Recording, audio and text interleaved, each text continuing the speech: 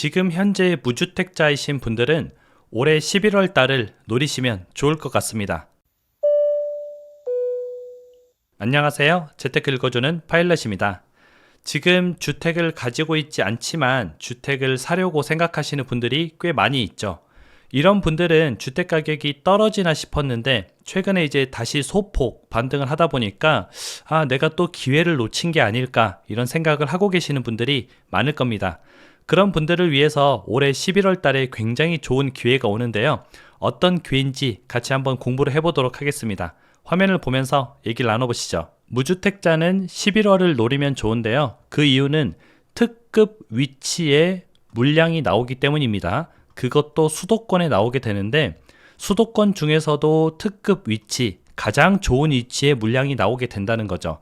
물량이 나오는 것뿐만 아니라 그 물량이 정부에서 공급하는 거기 때문에 가격조차 기존에 우리가 알고 있는 분양가보다 굉장히 좀 저렴하다는 겁니다. 제가 여러 가지 뉴스 기사들을 바탕으로 한번 좀 예측을 해본 겁니다. 11월에 발표될 공급 대책을 한번 우리가 좀 공부를 미리 해보는 건데요. 서울의 초근접한 지역에 8만 5천 가구가 공급이 될 겁니다. 이게 8만 5천 가구를 저번 부동산 대책에서 공급하겠다 이렇게 얘기를 했지만 어딘지 위치를 밝히지 않았어요. 그래서 그 위치를 한번 제가 찾아봤습니다. 첫 번째는 바로 이제 김포시 고촌읍입니다. 여기가 서울과 한 정거장 떨어져 있고요. 저번 3기 신도시 발표일 때 예정지였거든요. 예정지였는데 발표를 하지 않았어요. 그만큼 무슨 신도시 발표할 때마다 후보지로 계속 들어가는 지역인데 제가 봤을 때는 그나마 남아있는 지역이 몇 개 없습니다. 그 몇 개 중에 하나가 고촌읍이고요. 서울과 굉장히 근접한 지역에 있는데 얼마나 근접하냐면은 여기가 이제 김포공항이고요. 이쪽이 바로 고촌읍입니다. 김포공항이랑 바로 맞닿아 있는 데다가 지금 현재는 김포 골드라인이 운영을 하고 있죠. 그래서 한 정거장이면은 김포공항까지 도달할 수 있습니다. 김포공항에서는 공항철도를 타면은 강북 쪽으로 빠르게 갈 수 있고요. 9호선을 타면은 강남 쪽으로 빠르게 갈 수 있습니다. 굉장히 요지인데 그 요지까지 지하철로 단 한 정거장이면 갈 수가 있는 거죠.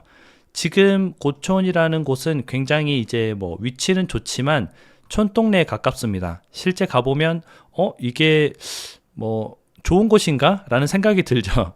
제가 생각해도 지금은 좋은 지역이 아닙니다. 물론 이제 교통은 좋지만 전체적으로 도시 이미지가 그렇게 이제 깔끔하다, 세련되다 이런 이미지는 아니에요. 그냥 촌동네 이미지가 굉장히 강합니다. 그런데 이제 이곳에 아마도 이제 11월 달에 발표될 신규 택지 물량이 배정될 확률이 굉장히 높다 이렇게 보면 되겠죠. 두 번째 위치는 고양시 대곡역입니다. 이건 제가 한 3년 전에도 대곡역이 좋아질 겁니다 라고 이제 방송을 한 적이 있죠.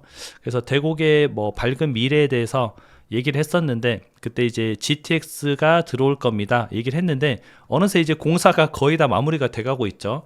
대곡역에서 GTX를 타면은 이제 강남까지 대략 한 15분 정도 걸리거든요. 15분이면은 우리가 알고 있는 좋은 곳, 예를 들면은 판교에서 강남까지 이제 신분당선으로 한 15분 정도 걸리거든요. 정확히는 13분인데 비슷하잖아요. 한 15분 정도 되는 거리인데 대대로 이제 동남 쪽이 약간 집값에서 강세를 많이 나타냈습니다. 경부선 라인을 따라서 좀 수도권 외곽으로 벗어나더라도 동남 쪽은 강한데 약간 북서쪽 이런 쪽은 좀 집값이 약했었는데 이제 GTX가 뚫림으로써 그쪽도 좀 각광을 받게 될 것이다 라면서 이제 말씀을 드렸었는데 이 GTX가 이제 거의 개통이 다가오면서 대곡역 주변이 신도시가 들어설 여건이 좀 생긴 거죠. 지금 그때도 얘기했지만 지금도 역시 대곡역 주변은 그냥 논밭입니다. 위치가 어디냐면은 이쪽이 일산이고요. 이쪽이 이제 행신, 이쪽이 3기 신도시 예정지, 그리고 이쪽이 이제 서울 이렇게 돼 있는데 대곡이 여기에 있습니다. 이 부분이 대곡인데 갑자기 논밭 한가운데 GTX역을 짓겠다. 이 말은 거기를 이제 신도시로 개발하겠다는 뜻이죠. 지금 가보면 논밭밖에 없습니다. 여기에 좋은 점은 논밭으로 돼 있기 때문에 조합원이 없죠. 그래서 신도시 조성할 때 최적지로 이제 빠르게 조성을 할 수가 있는 겁니다. 건설사나 시행사 입장에서는 이제 팔아먹을 물량, 분양할 물량이 많아서 수익성이 높고요. 이제 우리 입장에서는 기존 조합원이 없기 때문에 우리가 분양받을 수 있는 분양 세대수가 많아지는 거죠. 원래 우리가 서울의 아파트를 분양하게 되면 예를 들어서 1000세대 아파트다 그러면 기존의 조합원이 한 700세대 됩니다. 그래서 우리가 분양받을 수 있는 게 한 300세대 이 정도 됐었는데 여기는 1000세대면 1000세대가 다 분양으로 나오게 되는 거죠. 대곡 신도시가 완성이 되면은 개인적으로는 킨텍스보다 좋아질 걸로 예상이 되고 있습니다. 킨텍스도 물론 좋은 지역이에요. 근데 지금 고양시에서 집값이 이제 가장 비싼 지역이기도 하고요. 그 GTX의 호재를 받아서 여기가 지금 집값이 가장 비싼 지역인데 더 가까운 곳에 더 좋은 신도시가 생기면은 당연히 여기가 더 좋아지겠죠. 가격이 더 올라갈 확률이 좀 높겠죠. 그리고 세 번째는 이제 하남 간북시입니다. 둔촌 주공 2탄의 시작이 될 것 같은데요. 둔촌 주공이 우리가 이제 뭐 미분양을 많이 걱정했지만 제 생각에는 뭐 나쁘지도 좋지도 않은 거였어요. 그래서 실거주 하시는 분들한테는 뭐 해도 괜찮다. 근데 투자하시는 분들한테는 별로 추천하고 싶지 않다. 이렇게 했던 건데 그냥 제가 느끼기에는 뭐 싸지도 비싸지도 않은 가격이었기 때문에 뭐 어딘가 내가 새 아파트를 살아야 된다 하면은 이 정도 가격은 줘야 됩니다 라고 이제 말씀을 드렸던 거고, 투자적인 측면에서 보면은 여기서 더 올라가기는 좀 가격이 무겁지 않나. 물론 지금은 이제 분양가보다 뭐 한 2억 그 정도 이제 피가 붙었는데 이거는 이제 내가 부대 비용 그리고 거기에 들어가는 이자 비용 이걸 팔았을 때 내는 세금 다 따지면은 뭐 그렇게 마진이 크지 않다는 거죠. 그런데 우리가 짊어져야 될 짐은 뭐 15억 이러니까 조금 부담스럽지 않나. 그런 측면에서 투자는 별로다. 근데 실거주라면 뭐 당첨되면 나쁘지 않다. 그렇게 말씀을 드렸던 곳이고요. 이 둔촌 주공의 2탄이 될 겁니다. 분양가가 둔촌 주공이라는 게 아니고요. 분양가는 훨씬 더 저렴하겠죠. 근데 위치가 보게 되면은 여기가 그렇게 핫했던 둔촌 주공이고요. 하남 간북이 여기입니다.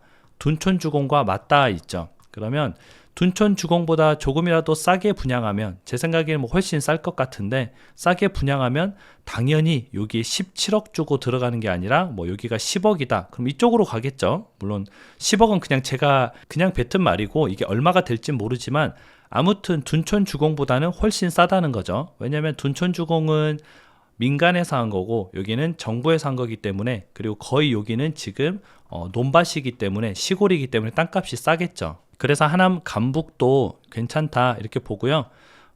근데 개인적으로는 세 곳 중에서 가장 여기가 인기 있을 것 같아요. 가격 경쟁력이 제일 좋은 곳이기 때문에 그렇습니다. 다른 곳들은 뭐 주변의 가격이 그렇게 비싸지 않기 때문에 별로 그렇게 메리트가 많지는 않을 것 같은데, 하남 간북은 아까 말했던 대로 내가 둔촌 주공에 들어가느니 둔촌 주공보다 뭐 몇 억이라도 싸면은 여기 간북동으로 갈 확률이 굉장히 높겠죠. 그래서 가격적인 측면에서는 세 곳 중에 하남 간북이 가장 좋다 이렇게 보고요. 제가 말씀드린 이 세 곳들은 지금까지 공급한 위치 중에서 가장 좋은 곳입니다. 그리고 이 세 곳이 그냥 제가 막 찍은 곳이 아니고요. 그동안 뭐 3기 신도시 대체하는 지역으로도 많이 언급됐던 지역이고, 물량을 공급할 때마다 여기에 공급하지 않을까라고 이제 전문가들이 많이 예측을 했던 지역이에요. 그리고 실제 뭐 정부에서도 눈여겨보고 있는 지역이죠. 그래서 아마 11월에 신규 택지 발표할 때 이곳이 발표되지 않을까라고 이제 이미 언론에서도 굉장히 많이 흘러나오고 있습니다. 그럼 제가 뭐라 그랬죠? 이거를 신문사 기자들이 똑똑해서 안 게 아니라, 그리고 다 같이 어떻게 비슷한 세 곳을 안 게 아니라 정부에서 이제 살짝 흘려보는 거죠. 흘려보고 분위기 보고 괜찮다 싶으면 하는 거고, 여론이 좀 안 좋다 싶으면은 확정된 바 없다. 우리는 그렇게 뭐 말한 적이 없다. 이렇게 하는 거죠. 그래서 혹시 하게 되면은 이곳에 이제 첫 청약을 노리면 되는데요. 11월 달에 청약한다 이런 말이 아니에요. 11월 달에 아마 신규 택지를 발표할 때 이곳들이 발표가 될 건데, 눈여겨보고 있다가 그게 청약을 시작하면은 약간 사전 청약처럼 청약은 미리 할 것 같습니다. 요즘에 이제 그런 사전 청약이 굉장히 좀 유행이죠. 정부에서 밀고 있는 사전 청약 같은 게 여기에서 실시될 확률이 굉장히 높은데, 혹시 그게 실시가 되면은 우리가 청약을 하면 좋습니다. 남들이 다 안 된다고 많이 얘기할 거예요. 여기 뭐 해서 뭐 하냐, 뭐가 좋냐 이렇게 하는데, 그럴 때 해야지 먹을 것이 많습니다. 원래 주식이든 부동산이든 남들이 비난할 때 사야 돈 법니다. 뭐 신도시 그거 사서 뭐 하냐 하지만 나중에 이제 보면은 신도시 허허 벌판일 때, 신도시 다 불 꺼지고 사람들 아무도 없을 때, 뭐 송도나 청라나 동탄이나 뭐 이런데 불 꺼졌을 때 산 사람들이 돈을 벌고 나왔고요. 주식도 이제 뭐 삼전 망했다 할 때 사야 되는 거고, 애플 혁신이 없다 이럴 때 사야 돈을 버는 겁니다. 오늘은 무주택자 분들한테 좀 도움이 되는 내용을 알려드렸는데요. 이건 제가 좀 계속 내용을 주시하고 있다가 실제 신규 택지 물량이 발표되면은 어디에 발표가 됐는지 같이 또 알아보는 시간도 가지고요. 그게 또 언제 사전 청약을 실시하는지, 가격은 얼마인지 이런 것들을 계속 알려드리도록 하겠습니다. 여러분들이 바쁘신데 그거 하나하나 찾아볼 시간이 없잖아요. 그래서 제가 여러분들의 시간을 아껴드리기 위해서 좀 짧게 요약을 해서 계속 내용을 알려드릴 테니까, 좀 해당이 되시는 분들은 이런 곳에 청약을 하셔서, 기존에 비싼 집을 살까 좀 망설이셨던 분들은 이런 곳에 청약을 해서 좀 저렴하게 내 집 마련을 하면 좋겠죠. 오늘 내용은 또 여기서 마무리를 하고요. 여러분들 항상 시청해 주셔서 진심으로 감사드립니다. 행복한 하루 보내세요. 다음에 다시 만나요.